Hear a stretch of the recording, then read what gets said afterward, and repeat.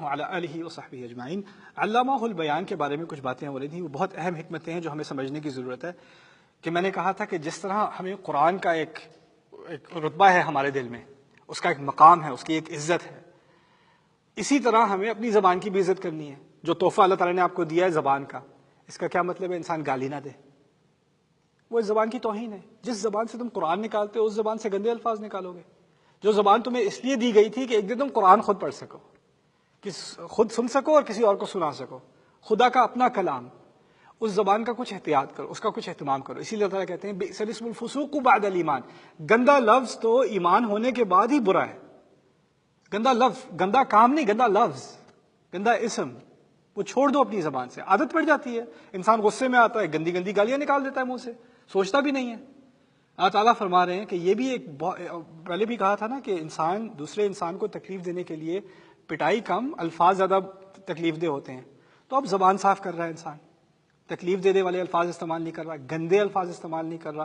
قرآن نے وہ الفاظ دیے جو انسان کو پاک کرتا ہے، تو انسان کے الفاظ خود پاک ہوتے چلے جانے چاہیے۔ اس کو برے لفظ برے لگنے لگے، ان سے وہ ہٹنے لگے۔ اس کا انسان کے دل پر ڈائریکٹ اثر پڑتا ہے، پتہ ہے؟ اگر آپ وہ لفظ بولنا چھوڑ دیں، آپ نوٹس کریں گے کہ آپ کا غصہ بھی کم ہو گیا ہے، آپ نوٹس کریں گے آپ کی ڈپریشن بھی کم ہو گئی ہے۔ جتنے برے لفظ آپ استعمال کریں گے، الاناء بما فیہ ینضح، عربی میں کہتے ہیں کہ کسی ڈونگے سے وہی نکلے گا جو ڈونگے کے اندر ہے۔ کہتے ہیں کہ زبان دل سے جڑی ہوئی ہے، اگر دل میں گند ہے تو زبان سے بھی کیا نکلے گا؟ گند۔ اگر گند نکلنا بند ہو گیا، اس کا مطلب ہے دل میں گند بھی ختم ہو رہا ہے، نکل رہا ہے۔ یہ دونوں چیزیں آپس میں متصل ہیں، جڑی ہوئی ہیں۔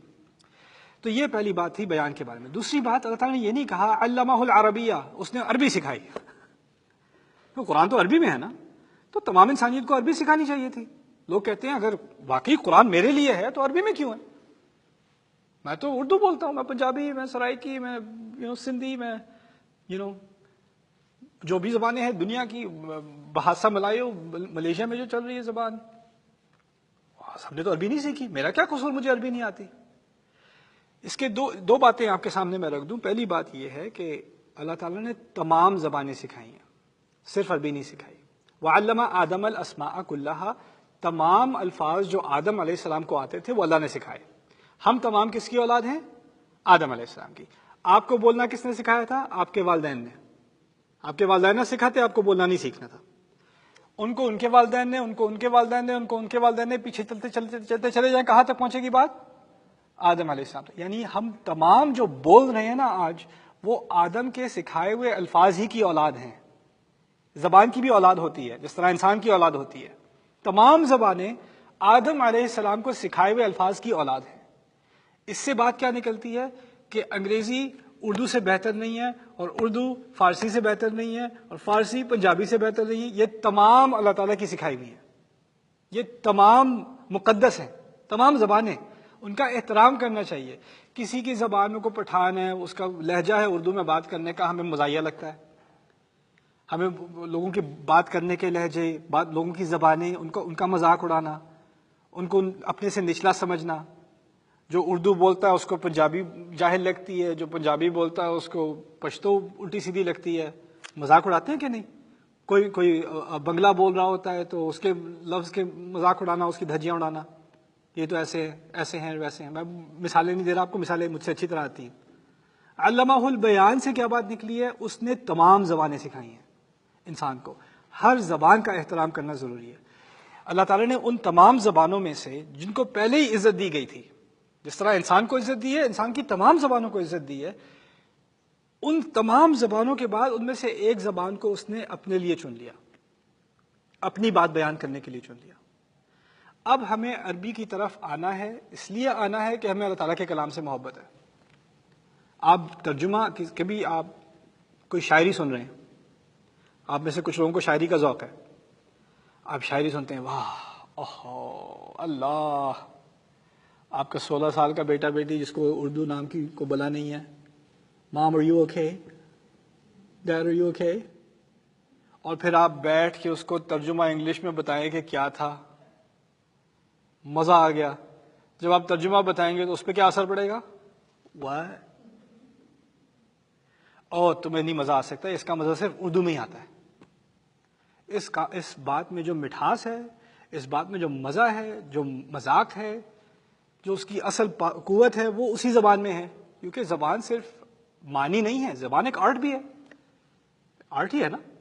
کسی گانے کا کوئی ترجمہ کر دے، کسی شاعری کا کوئی ترجمہ کر دے، اس کا وہی اثر ہوتا ہے کیا؟ اس کا وہ اثر تو نہیں ہوتا. اب آپ مجھے یہ بتائیں کہ زبان جتنی زیادہ خوبصورت ہو اتنا اس کا ترجمہ مشکل.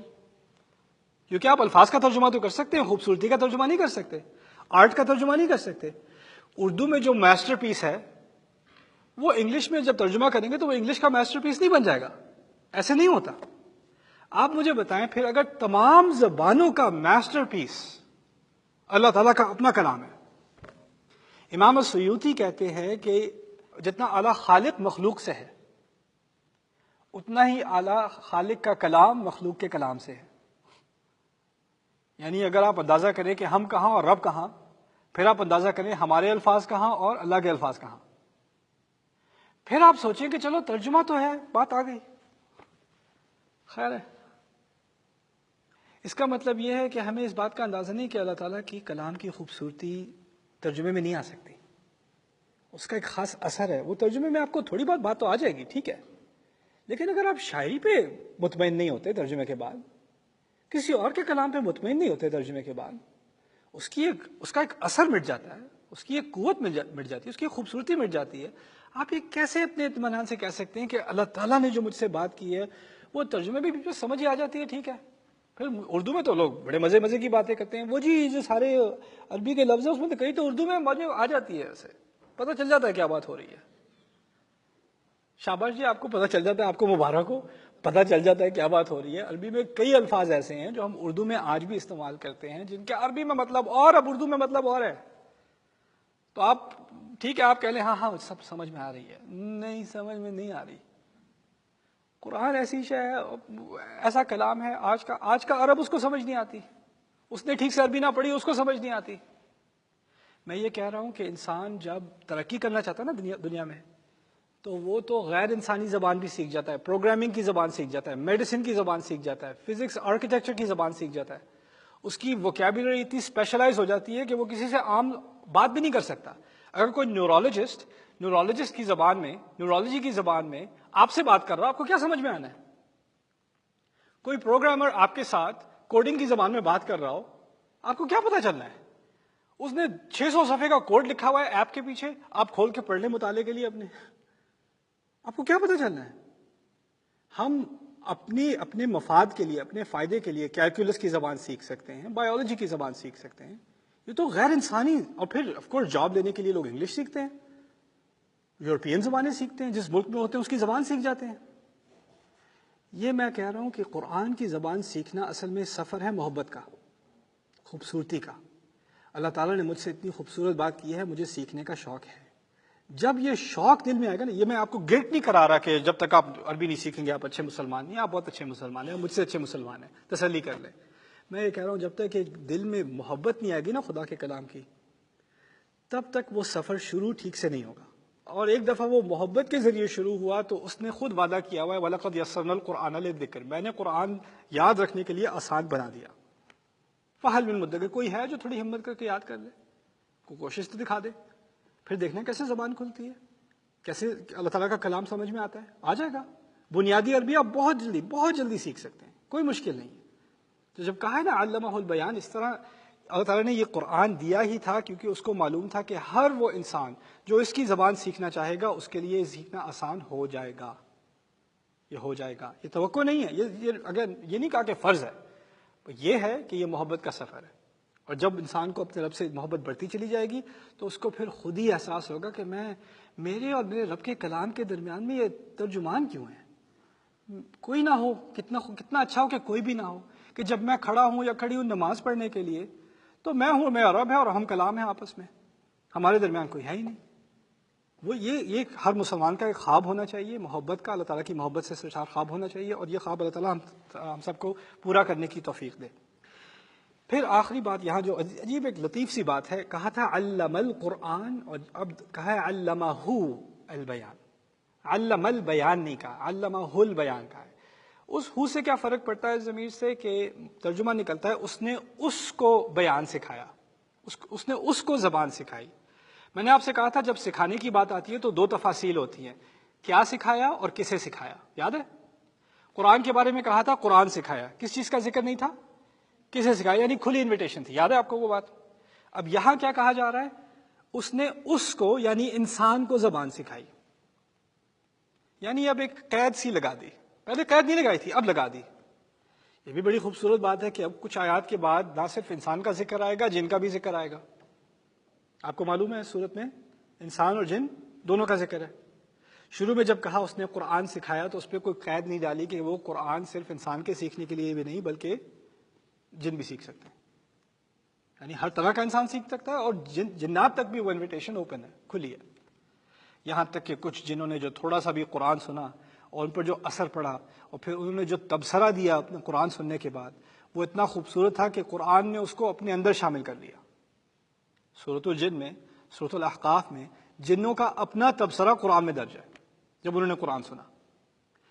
دوسری طرف جو بڑی خوبصورت بات کی جا رہی ہے کہ انسان کو جس طرح بیان سکھایا ہے وہ جنوں کو یا کسی اور مخلوق کو نہیں آتا. ہمیں جو صلاحیت دی ہے شاعری بنانے کی، کریٹو لکھنے کی، سائنس کی کتابیں لکھنے کی، آرٹ الفاظ کو خوبصورتی دینے کی، ہمیں جو ہر زبان کا ایک اپنا ذوق ہے، اس کا اپنا ایک لٹریچر ہے. ہم صرف زبان کمیونیکیشن یعنی کام نکالنے کے لیے نہیں کرتے، ہم زبان کو خوبصورتی ظاہر کرنے کے لیے بھی، محبت کا اظہار کرنے کے لیے بھی، آگے کے کام، ایسے کام ہم زبان سے نکالتے ہیں جو کسی مخلوق نے کبھی زبان کے ذریعے نہیں نکالے. آپ اندازہ کریں آج دنیا میں جتنی بھی سائنسز ہیں، جو بھی ٹیکنالوجی بھی، یہ کیمرہ ریکارڈ کر رہا ہے، یہ ٹیبل بنی ہوئی ہے، یہ کتاب چھپی ہوئی ہے، یہ تمام چیزیں پہلے زبان کے ذریعے سیکھی گئیں. تھیوری تھی، بلو پرنٹس تھے. اگر زبان نہ ہو تو یہ کچھ بھی نہ ہو. اور جو ہم سے پہلے جنہوں نے، جہاں تک سائنس پہنچی 150 سال پہلے، 200 سال پہلے، جو کچھ انہوں نے ریکارڈ کیا، اس سے اگلی نسل آتی ہے، وہ اس کا فائدہ اٹھا کے ہی اگلا قدم لیتی ہے نا، اور اس سے اگلی نسل آنے والی اس کا فائدہ اٹھا کے اور قدم لیتی ہے. یہ کس اور مخلوق نے ایسا کیا ہے؟ کس چڑیا نے پچھلی نسل کی چڑیوں سے کچھ اور سیکھا ہے؟ کس سانپ نے پچھلے نسل کے سانپوں سے کچھ اور سیکھا ہے؟ انسان آگے کی بات چلتا. اب اگر آپ کمپیوٹر انڈسٹری سے ہوں، میرا تعلق، پی سیز جہاں تھے 20 سال پہلے اور جب یہاں ہیں، زمین آسمان کا فرق. جو پہلے سائنس فکشن ہوا کرتی تھی 20 سال پہلے، اب تو وہ عام چیز ہے. ویڈیو کانفرنسنگ کی تو سائی فائی موویز میں اس کے سین دکھایا کرتے تھے. اب ہر کوئی جو ہے وہ فیس ٹائم کر رہا ہے یا اسکائپ کر رہا ہے، وہ وائی فائی کے ذریعے کر رہا ہے. اب تو عام سی بات ہو گئی ہے نا. یہ ممکن نہیں تھا اگر بیان نہ ہوتا. تو یہ انسان کو ایک خاص صلاحیت دی گئی ہے جس سے وہ ہر چیز میں خوبصورتی بڑھاتا چلا جاتا ہے. اور یہ انسان کی ایک اس کے اندرونی ایک چاہت ہے کہ وہ چیزوں کو مزید سے مزید خوبصورت بنائے. بارک اللہ لی ولکم. السلام علیکم ورحمۃ اللہ وبرکاتہ.